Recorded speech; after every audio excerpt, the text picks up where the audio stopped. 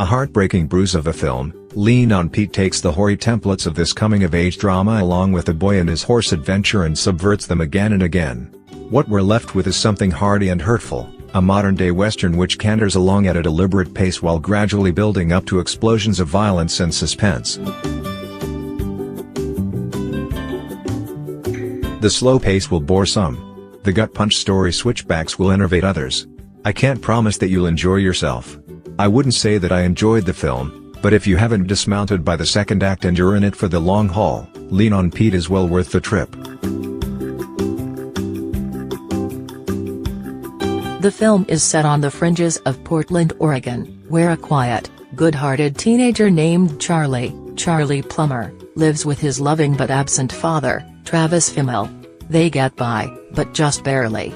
Charlie's already found 1,000 little survival mechanisms. He puts his cereal in the fridge, he tells his dad's girlfriend, Amy Seimetz, so that the cockroaches won't get into it.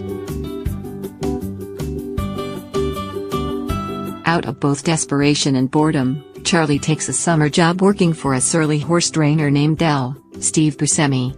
Del fell on hard times so long ago he doesn't even remember what good luck looked like.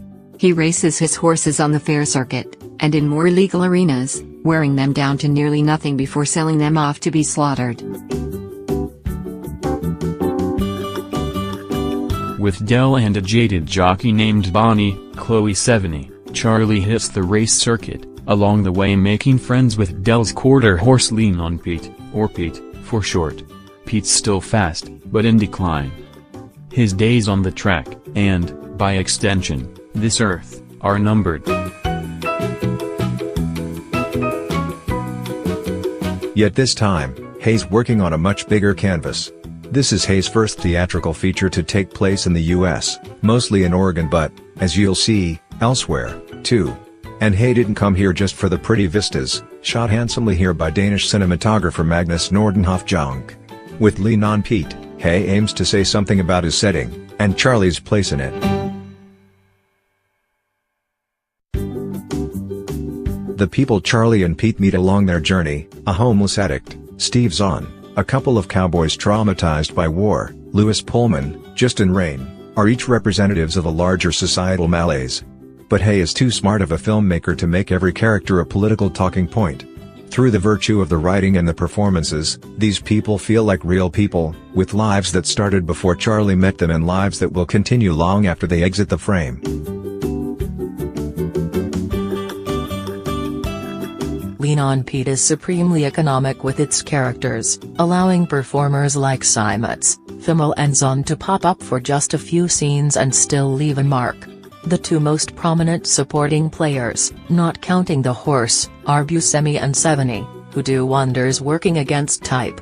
As odd as Buscemi's casting seems at first, he's weirdly perfect as the curmudgeonly Del. A lesser movie, and a lesser actor, would have made Del the villain. But there are no villains in Lean on Pete.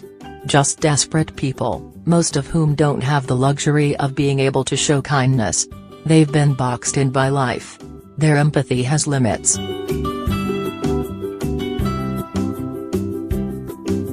Lean on Pete is a tough watch.